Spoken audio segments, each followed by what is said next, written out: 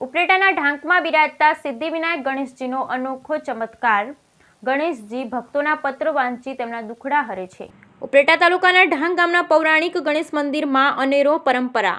આપણા દેશમાં ઘણા બધા મંદિરો છે અને દરેક ભક્તો મંદિરોની આસ્થા અને ભગવાનના ચમત્કારના લીધે ખૂબ જ પ્રસિદ્ધ છે। દરેક મંદિરે પોતાના અલગ અલગ ચમત્કાર હોય છે। આ ચમત્કારો ભક્તોની શ્રદ્ધા આસ્થા પર નિર્ભર હોય છે। આપણે ત્યાં ઘણા બધા એવા મંદિર જેમાં ભગવાન ખુદ સાક્ષાત ત્યાં વાસ કરતા હોય એવો અનુભવ કરાવે છે।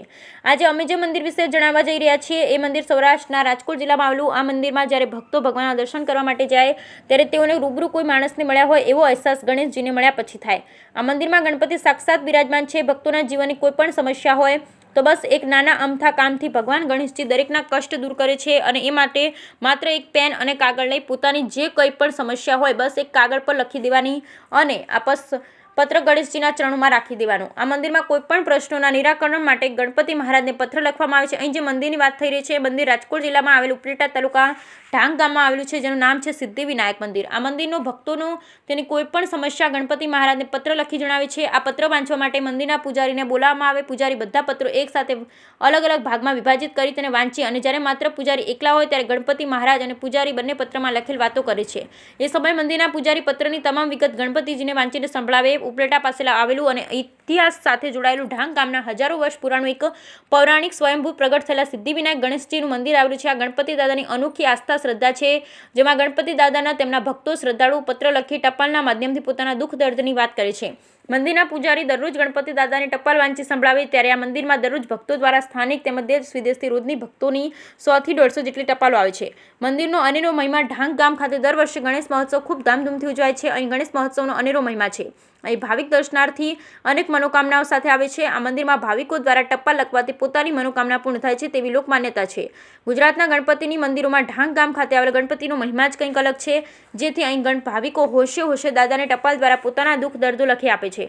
આ મંદિર અંગેની લોકવાયકા અને પુરાણ અનુસાર દરેક યુગમાં ગણેશજીનું વાહન અલગ અલગ છે। તે મુજબ અહીંયા સિંહના વાહન પર બિરાજમાન ગણેશજી સમગ્ર ભારતમાં ક્યાંય જોવા મળતા નથી। જ્યારે મંદિરમાં બિરાજમાન અન્ય સફેદ આંકડાના ગણેશજી જોવા એક પણ એ લાભો છે। સિદ્ધિવિનાયક દાદાને કોઈ પણ ભક્તો માત્ર પત્ર લખે છે અને પત્ર પૂજારીજી ગણેશજી સામે વાંચે। ભક્તોની મુશ્કેલી પત્ર દ્વારા જણાવે એટલે તરત જ ગણેશજી ભક્તોની તમામ મુશ્કેલી દૂર કરે છે। ડાંગ ગામમાં ચારે દિશામાં ગણપતિ દાદા બિરાજે છે અને દરેકના મુખનગર એટલે કે ગામ તરફ છે। ત્યારે કહે છે કે જ્યાં જ્યાં ગણપતિ દાદા બિરાજતા હોય ત્યાં આદિ વ્યાધિ ઉપાધિ કે કુદરતી આફતો આવતી નથી જેથી આ ઢાંક ગામમાં ક્યારે પણ આફત આવી નથી। અને આ સાથે મંદિરની એવી પણ લોકવાયકા છે કે અહીંયા પાંડવો આ વિસ્તારમાં આવ્યા હતા અને ગણપતિજી સહિત શિવ પરિવારની પૂજા વિધિ કરી હતી અને આશરે 2000 વર્ષ પૂર્વે ઢાંકનું નામ પ્રેહ પાટણ હતું જેમાં એક સાધુ મહારાજે જોઈ કારણોસર શ્રાપ આપી ઢાંકને ન હતું કરી નાખ્યું। ત્યારે આ સમય ગામ જમીનમાં દટાયું અને માયા એટલે કે ધન દોલત માટી થઈ ગયા। ત્યારબાદ ભક્તજનોએ ગજાનન સમક્ષ ગામને ફરી વસાવવા પ્રાર્થના કરી અને ગામ વસ્યું। ત્યારથી આજ દિન સુધી ગણપતિ બાપા ભક્તોની અરજ સાંભળતા આવ્યા। આજે પણ ભક્તોની મનોકામના પૂર્ણ થાય અને દુઃખ દૂર કરે છે। ઢાંક ગામમાં આવેલા આ સિદ્ધિવિનાયક ગણપતિ દાદાના મંદિરમાં પટાંગણમાં પહોંચતા જ પ્રથમ ગણેશજીના મોટાભાઈ અને દેવીની સેનાની અધ્યક્ષ એવા કાર્તિકેય ભગવાન દર્શન થાય છે। આ સાથે અહીંયા સફેદ આંકડાના ગણપતિ સુમુખ ગણપતિ નાગનાથ મહાદેવ તેમજ શિવ પરિવારના દર્શન થાય છે। ત્યારે આ પ્રાચીન સિદ્ધિવિનાયક ગણપતિ દાદા સ્વયંભૂ પ્રગટ થયેલા છે જેનો મહિમા કંઈક અલગ જ છે કારણ કે આપણે સૌ કોઈ લગભગ દરેક ગણપતિ દાદાના વાહન તરીકે મૂષક એટલે કે ઉંદર તરીકે જોયેલા હોય છે પરંતુ અહીં જેમનું વાહન અને આસન સિંહનું આસન છે જેને પર ગજાનન બિરાજમાન છે। આ મંદિરના ભક્તો પોતાની મુશ્કેલી સમસ્યા દેશ વિદેશથી લખી મોકલે છે। અહીંયા જ્યારે તેમની ટપાલ પત્ર પહોંચે છે ત્યારે પૂજારી ભરતગીરી ગોસ્વામી આ પત્રોને ગણપતિ દાદા સમક્ષ વાંચે તેમજ તેમને કાલાવાલા કરી અને ભક્તોની સમસ્યા દૂર કરવા માટે પ્રાર્થના કરે। ત્યારે લોકોની શ્રદ્ધા અને આસ્થા કેન્દ્ર સાથે સંકળાયેલા આ સિદ્ધિવિનાયક ગણપતિ દાદા ભક્તોની સમસ્યા તકલીફો દૂર કરે છે અને ભક્તોની સમસ્યા જ્યારે દૂર થાય છે ત્યારે ભક્તો પણ અહીં પોતાની આસ્થા શ્રદ્ધા અને મનોકામના પૂર્ણ કરવા માટે પગપાળા તો કોઈ અન્ય રીતે આવે છે અને દાદાને શીશ નમાવી આશીર્વાદ મેળવે છે। પૂજારીના જણાવ્યા અનુસાર ગણપતિ દાદા જ્યારે તેમને સંકેત આપે છે ત્યારે તેઓ ભક્તોને જવાબી પત્ર લખી અને તેમની સમસ્યા અને તેમની દુઃખ દર્દની તકલીફો માટે જવાબ પણ પત્રના માધ્યમથી આપે છે। ત્યારે ઘણા ભક્તો પોતાની અનેક સમસ્યા અને દુઃખોને દાદા સમક્ષ રૂબરૂ અથવા તો પત્રના માધ્યમથી જણાવે છે। તે તમામની તમામ મનોકામના ઢાંક ગામના આ શ્રી સિદ્ધિવિનાયક ગણપતિ દાદા ચોક્કસ રીતે પૂરી કરે છે તેવી દરેક ભક્તો અને શ્રદ્ધાળુઓને આશા છે। તેથી જ આ આશાઓ આ દાદા પૂર્ણ કરે છે। ત્યારે તમે પણ કોઈ દુઃખ દર્દ કે સમસ્યાથી પીડાતા હો તમે પણ આ ગણપતિ દાદાને પત્ર લખી પ્રાર્થના કરી શકો છો। જો ગણપતિ દાદા ચોક્કસપણે સાંભળશે અને તમારી મનોકામના પૂર્ણ કરશે જેવો લોકોમાં વિશ્વાસ છે। બ્યુરો રિપોર્ટ આશીષ પાટડિયા જેતપુર। જય ગણેશ। બહુ પૌરાણિક મંદિર છે ઢાંકનું, ગણપતિ બાપાનું મંદિર છે અને અહીંયા બધાની મનોકામના પૂર્ણ થાય છે. અમે દર 15 દિવસે દર્શન કરવા આવીએ છીએ અને અહીંયા જે ટપાલ લખીને જે આપીએ છીએ, જેની મનોકામના પૂર્ણ હોય કે કામ અટકતા હોય તો દાદા પૂર્ણ કરી દે છે ટપાલથી, અને અહીંયાથી પાછું જવાબ પણ મળે છે. જય ગણેશ. મનોજભાઈ ભટ્ટ, ઉપલેટા.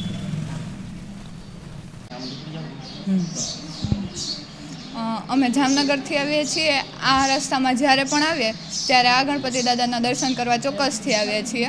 આ ગણપતિ દાદાની ખાસિયત એ છે કે સિંહ પણ સવારમાન છે, અને જે કોઈ અહીંયા ના આવી શકતું હોય તે પોતાની ટપાલ દ્વારા પોતાની મનોકામના લખે છે અને અહીંયા મોકલાવે છે, અને એ મનોકામના ચોક્કસથી પૂરી પણ થાય છે. અને એ મનોકામના પૂર્ણ થયા બાદ તે દર્શન કરવા પણ આવે જ છે તે વ્યક્તિઓ. અમને આ ગણપતિ દાદા ઉપર અપાર શ્રદ્ધા છે. મારું નામ જાડેજા દિવ્યાબેન નરેન્દ્રસિંહ છે. રાજકોટ જિલ્લાના ઉપલેટા તાલુકામાં પ્રાચીન ઇતિહાસ ધરાવતા ઢાંક ગામમાં સ્વયંભૂ પ્રાગટ એવા શ્રી ગણેશ દાદાનો મહિમા અપરંપાર છે.